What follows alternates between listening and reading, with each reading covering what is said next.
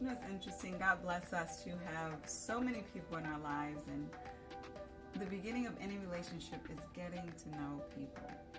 And we often ask the question, well, how do I get to know someone? You know, really get to know them, because it's tough when you meet people. Like you want to meet new great people. They want to meet new great people, and we don't have any bad blood or bad energy, so we're seeing the best of ourselves when we meet new people. And sometimes, not sometimes, but always, it's an incomplete picture. And so there are ways that we want to learn people holistically. And basically, the more important part is we want them to see ourselves holistically. Well, one thing I will say is that what has taught me of learning a different aspect of someone is seeing them when they don't get their way, seeing them when you say no.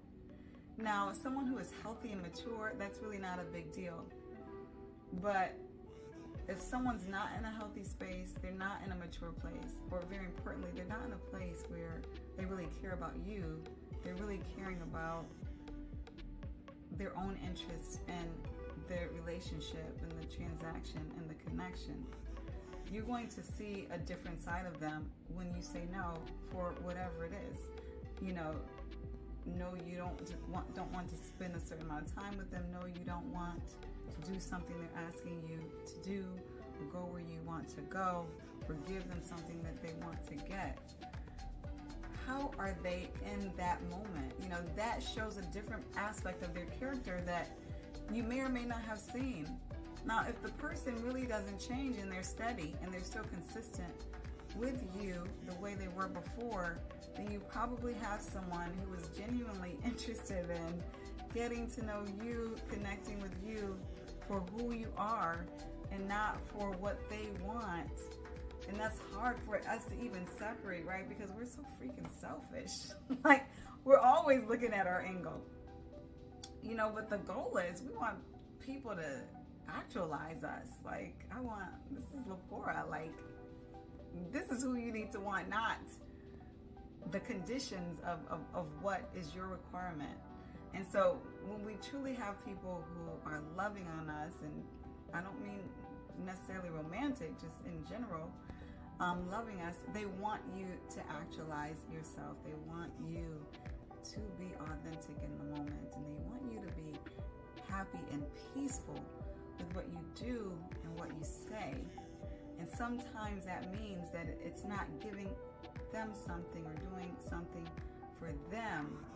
And so you have to have peace with what you want, even when it's not what somebody else wants.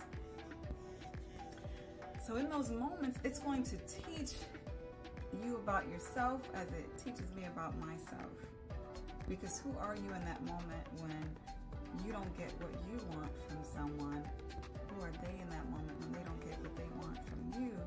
And how do you feel when someone gets upset and you don't do what they want you to do, or say what they want you to say? That is even telling of where are we? How much peace do we have with being ourselves, with being, actualizing who we are authentically?